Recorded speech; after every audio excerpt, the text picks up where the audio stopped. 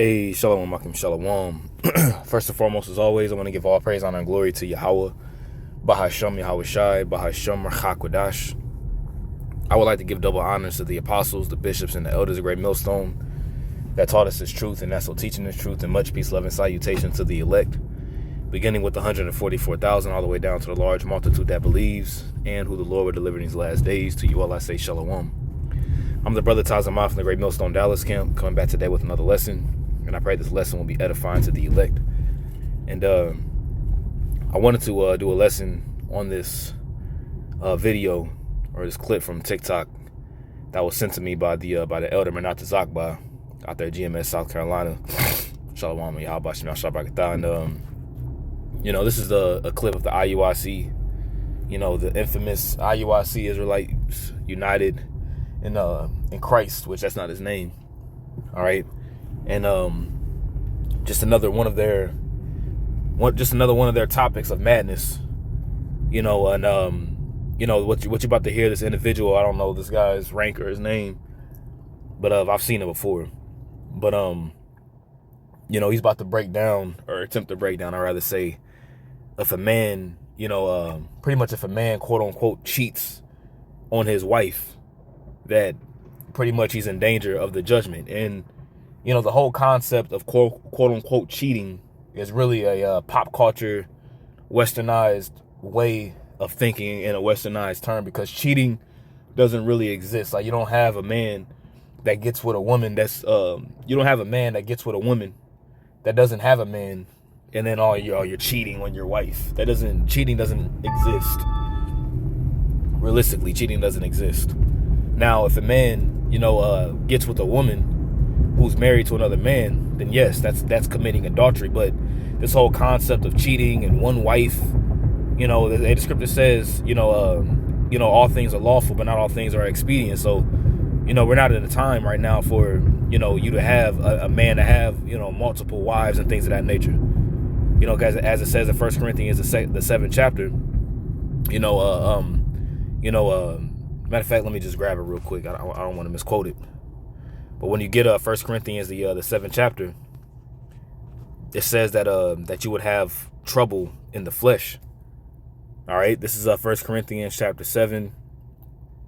Let me actually read verse 8, and then we'll jump down. It says, I say therefore to the unwidowed, to the unmarried and widows, it is good for them if they abide even as I. You see that? And the Apostle Paul was pretty much a spiritual eunuch. He didn't deal, with women. All right, whenever he was in the ministry, because his mindset was solely focused on serving the Lord. Just as Yahweh Shai, when he came on the scene as Yahweh Shai, he didn't deal with any women. His whole mindset was strictly on serving the Lord and glorifying Yahweh. All right. Jumping down to the point real quick here. Verse 12, it says, but to the rest speak I, not the Lord. If any brother hath a wife that believeth not, and she be pleased to dwell with him, let him not put her away. And the IUIC is guilty of this, because they're the ones that sit here and tell you, oh, if you have a wife, you cheating on your wife. If you get you're pretty much in danger of the judgment. You hear the video, you're pretty much in danger of the judgment if you so-called quote unquote cheat. And once again, the whole concept of cheating, the terminology of cheating is some westernized bullshit.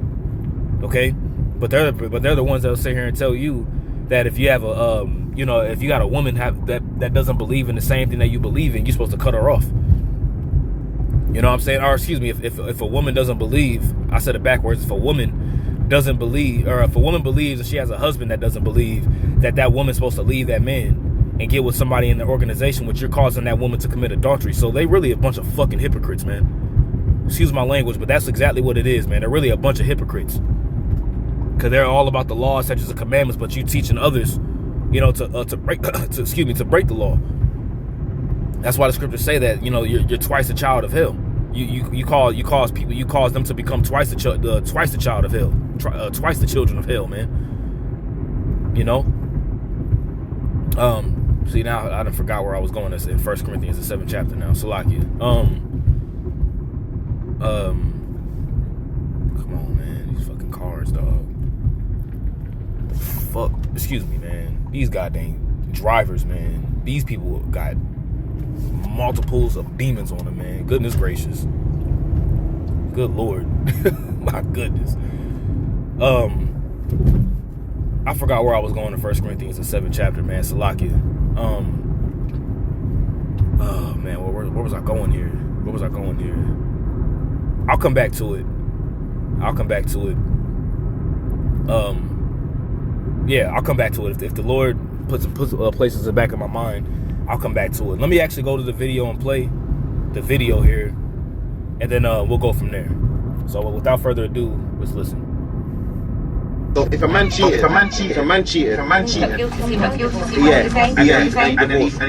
divorced because he's not supposed to. Yeah, so if she has to remarry, if she has to remarry, he cheated. Let's read this first. Book of 1 Corinthians, chapter 7. So he said, is he allowed to remarry? Pretty much, if a man cheats on his woman, mind you, the whole concept of cheating doesn't really exist. It's a westernized way of thinking, all right? Because the concept of cheating or adultery is whenever a woman steps out on her husband and sleeps with another and has sex with another man while she's married, or a man, all right, has sex with a woman who's already married. Because according to the law, all right, if adultery, matter of fact, let me just get it. Real quick. This is Deuteronomy, was it 21? Just bear with me. Wow, I thought I hit Deuteronomy 21. All right, Deuteronomy 21 and ooh, beautiful. Let's read this real quick. Deuteronomy 21:15. Let's read this real quick. If a man have two wives, so what's up with this whole thing that the Iuic is saying that a man can only have one wife? There was plenty of examples of men, our ancient forefathers, that had more than one wives. Samuel's father, Elkanah, he had two wives. King David had multiple wives. Hell, through the 12 tribes of Israel, Jacob, he had Rachel and Leah, and then he also had children by he had children by his concubines. Which those women, those women weren't of the nation of Israel, but through the loins of Jacob, the 12 tribes came through Leah and Rachel, and then Bilhah. I forgot the other concubine's name, but I mean, the conception of the 12 tribes of Israel came through multiple women, man. So it says, if a man have two wives and one beloved and and the other hated, and they have borne him children, both the beloved and the hated, right? And if the firstborn son be hers that was hated, right? Then it shall be, when he maketh his sons to inherit that which he hath, that he may not make the son of the firstborn the son of the beloved firstborn before the son of the hated, which is indeed the firstborn. So pretty much you still have to follow the law according to the firstborn son getting the inheritance rights. That's pretty much what this is saying. But the point is that a man could have more than one wife. This whole term of cheating. You cheated on me. And here it is, the man, has a woman, he has a wife, and then he gets with a woman that doesn't have a man, and she's single, so-called single, but at the end of the day, that's why we really need Yahweh Shai, man, because at the end of the day, there's not a such thing as a single woman. The real concept or term of a single woman is a woman that's a virgin. You know what I'm saying? That's really what it boils down to. If a woman's a virgin that hasn't had sex with another man, and most of these women out here that you get with, whether you have a wife right now or whatever the case may be, they wasn't virgins when they met you. So that's why Yahweh Shai mentioned and said that this is an adulterous generation. So even the woman that you have really technically isn't yours. Just if you want to be technical about it. So this whole concept of if your husband cheats on you, does that woman have the authority to walk out? Which, no, she don't, because you bound to your husband by as long as the law liveth, as the scriptures say, man. But once again, the IUIC is the same group that teaches you that if a woman that believes has a husband that doesn't believe, you promote her to leave her husband, to join and to be with a member of your organization, which is you're promoting adultery at that point. Hypocrites, man. So let's go back and listen to this again. I'm gonna rewind it back to the beginning. So if a man cheated, yeah, and then he divorced. He divorced because he's not supposed to. Yeah, so if she has to remarry, if she has to remarry, he cheated in the marriage. Let's read this first. Book of 1 Corinthians 7, verse 39.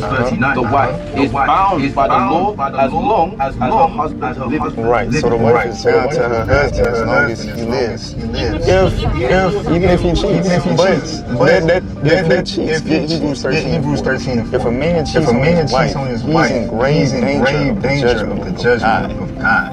And that's false. You see, now what they're doing is trying to they're adding to the scriptures at this point. You see what I'm saying? They're adding to the scriptures at this point because what they want to do is they want to have, they're trying to have a doctrine that pretty much appeals to the masses. You see, that's why the scriptures talk about teachers having. Matter of fact, let me get that. Teachers having itching ears. You know what I'm saying? Because they don't want to give you the straight skinny, as they say. Right? This is 2 Timothy, chapter 4, verse 3. Okay, it says, "For the time will come." It says, "For the time will come where they will not endure sound doctrine." And sound doctrine, once again, this whole concept of cheating. But if he does cheat on his wife that he has, they're in grave danger of the judgment, because he's not even going to break down Hebrews 13 correctly.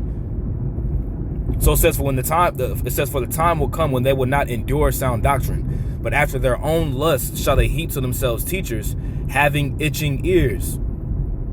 You see that? And let's get that word itching. Okay, let's get that word itching real quick here.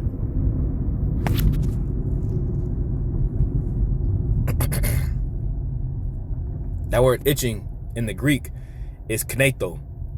All right, kneto. And when you get that definition here for itching ears, it says to scratch, tickle, make to itch, desirous of hearing something pleasant. You see that? Desiring of hearing something pleasant, and that's what Jake want to hear. Jake want to hear smooth things. They want to hear they want to hear things that sounds good to the masses. You see, and that's why they'll make these BS terms and these BS doctrines to make it sound appealing to the masses, because that's really what the IUIC is all about. It's all about numbers, and they're really just a Hebrew Israelite Christian community. It's really Christianity with a Hebrew Israelite twist on it. That's all the IUIC really is. It's a Hebrew Israelite church, or Christianity church with a Hebrew Israelite title. That's why they still use God and Jesus Christ as the names, and they promote marriage at the Passovers and marriage and this, that, and the third, blah blah blah blah blah. Because it's all about appealing. It's all about being appealing to the masses. See, if a man gets with a woman and that woman does not have a husband, all right, and she's not married to another man, okay, and he does what he does with her, that's their business, man. Because a man can do that. A man, according to the law, a man can have multiple wives, man. It's not expedient in this time. All things are lawful, but not all things are expedient. It's not really the most expedient move, but I can't sit here and tell another man what he can and can't do what is made. That's what King Solomon said. I know not the way of a man in his maid. So if a man does that, that's his business. As long as that woman is single and that woman's not married to another man, then hey, that's his business. But go at the IUIC, they'll tell you that you commit adultery if you step out, quote unquote, with stepping out on your wife. That doesn't really even exist either, or Oh, you stepped out on your wife. You cheated on your wife with another woman. Come on now. Anyways, let's go back. Oh yeah, no, that's what I was gonna do. I think the scripture that I was thinking about earlier came back to my remembrance. Let's see, 21, Deuteronomy 21, and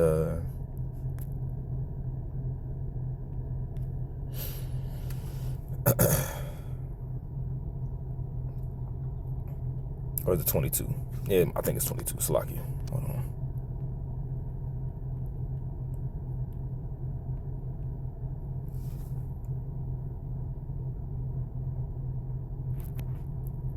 Bear with me.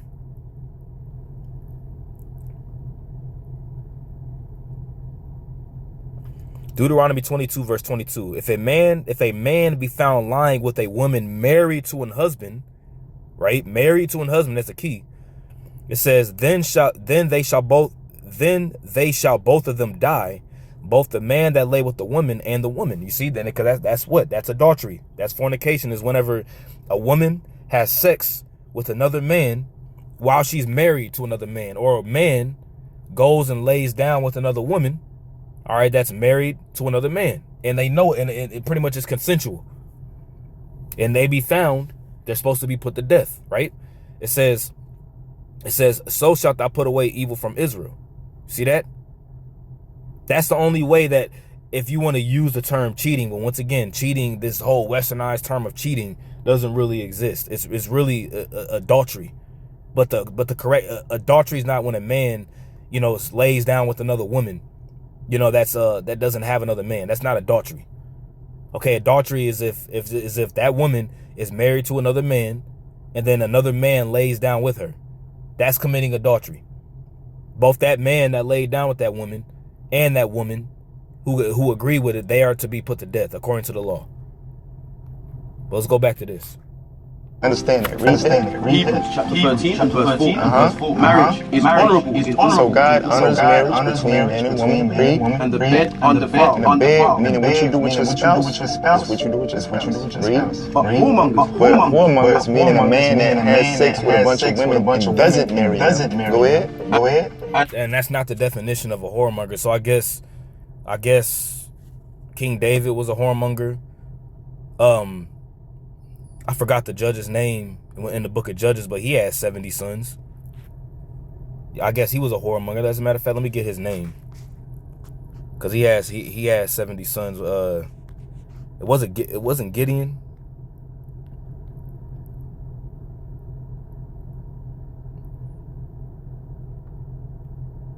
Was it Gideon? I think it was 70.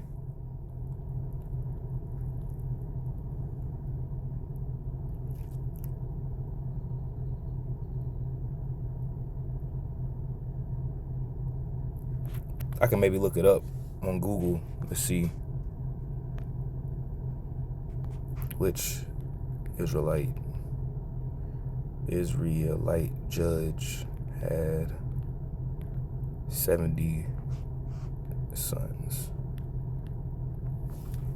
Gideon. Okay, it was Gideon. So it says Gideon had 70 sons from many women he took as wives. So I guess he was a whoremonger.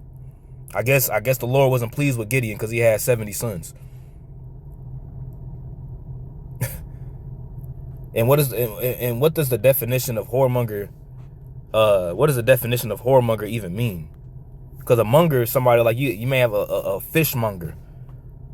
So a whore, like somebody who sells fish. The word monger is merchant, trader, broker. So that word monger is a merchant, trader, or broker to traffic, trade. So a whoremonger would be somebody who's a merchant, a trader, or a broker, or to traffic or to trade whores. So who would that be? Or harlots, a dealer, trader, slave dealer, displaying of wares. So what would a whoremonger be? A whoremonger in today's terms, right, would be a pimp. Okay, that's what a whoremonger would be.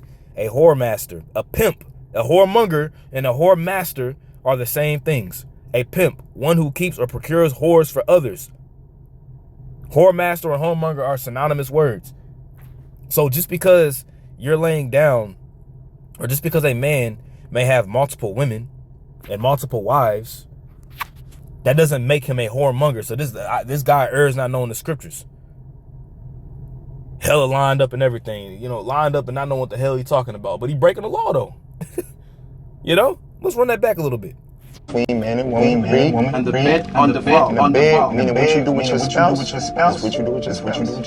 But whoremongers, meaning a man that has sex with a bunch of women and doesn't marry them. Go ahead. Wrong. That's not what a whoremonger is. And we just broke it down. That's not what a whoremonger is. A whoremonger is a pimp. Because according to the law, you are supposed to, the woman that you lay down with, especially if she's an Israelite woman and you dealing with her, that's technically your wife. You're supposed to deal with her, you know, you're supposed to deal with her accordingly. And also too, a man can have, you know, a white woman if he wants to. He can have a Moabite woman if he wants to. He can have an East Indian woman if he wants to. But you're just not to make them your wives. You see? And adultery is meaning you have a wife, but you cheat on that wife.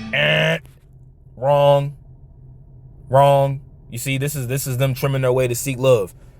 This is them adding to the scriptures.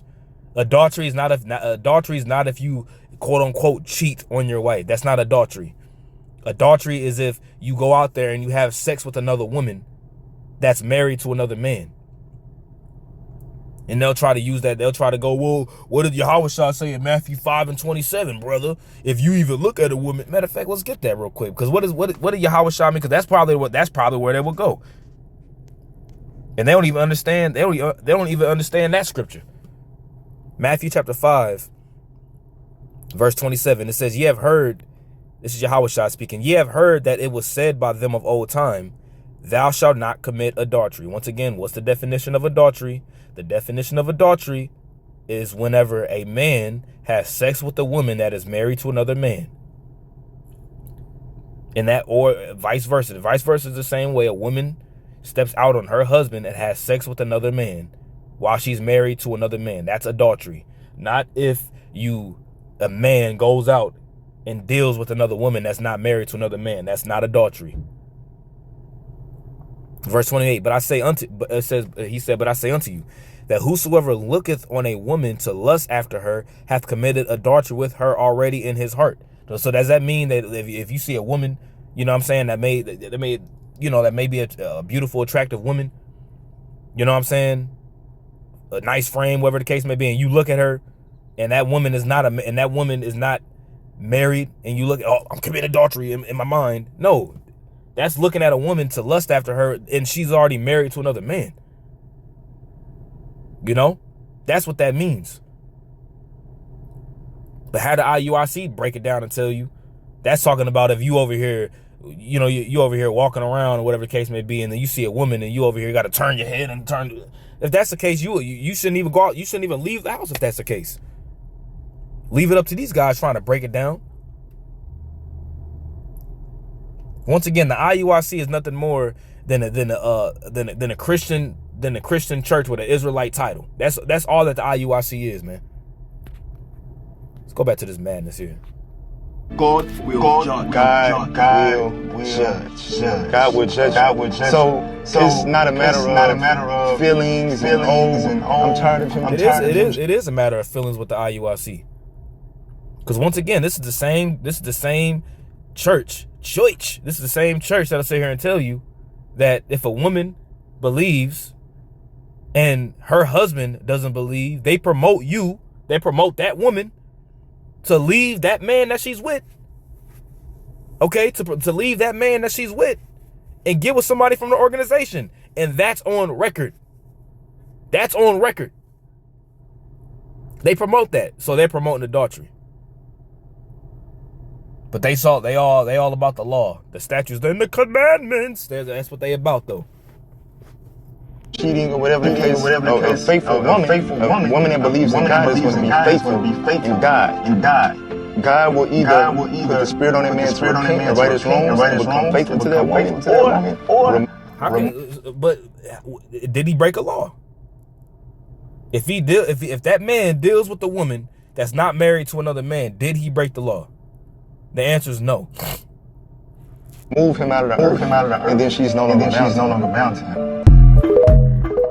But once again, you know, all things are lawful, but not all things are expedient. It's not expedient in this time that we're in right now, you know, for really to have multiple women and things of that nature. Now, if a man does that, cool. As a matter of fact, hey, man, call hello Yahweh Shem Yahshua. He just brought it back to my remembrance of what I want to get in 1 Corinthians, the 7th chapter, because you're going to have trouble in the flesh. You know? Hold up. I might have passed it.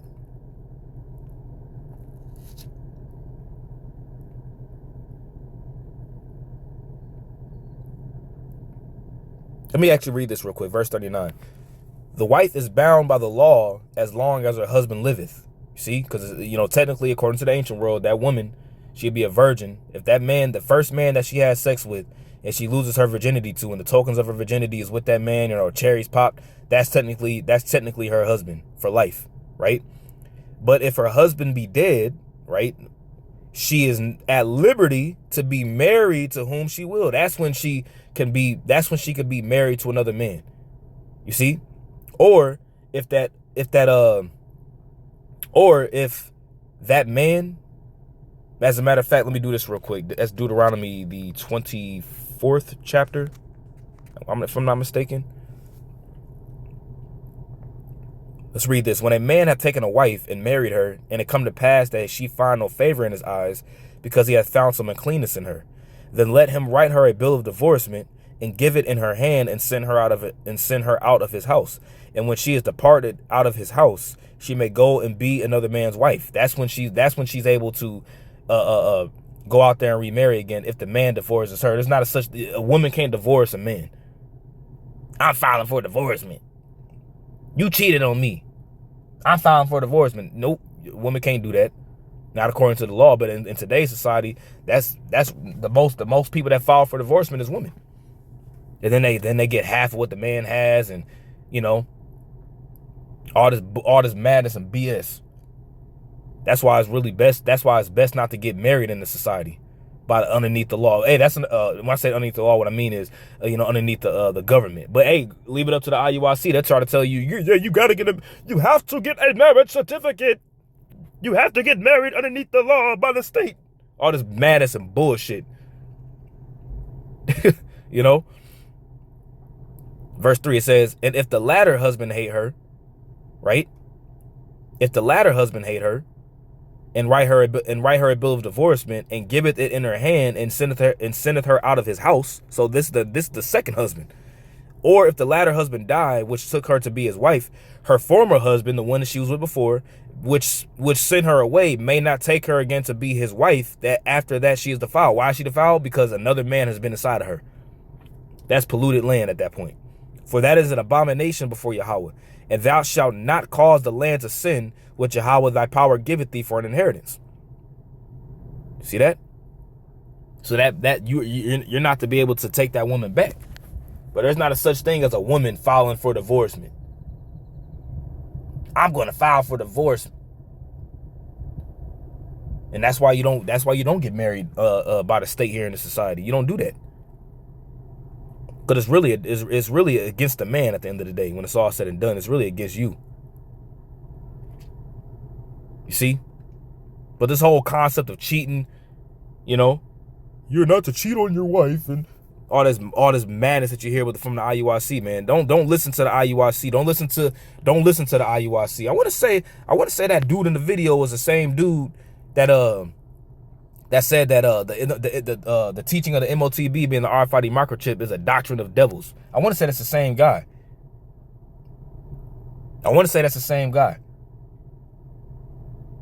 You know? But anyways, with that, I pray this was an edifying lesson. Once again, I'm going to give all praise, honor, and glory to Yahweh Bashem Yahushua, Bashem HaKadosh. Double honor to the apostles, bishops, and elders, a great millstone that taught us the truth and also teaching us truth. Much peace, love, and salutation to the elect. Until next time, Lord willing, I say shalom.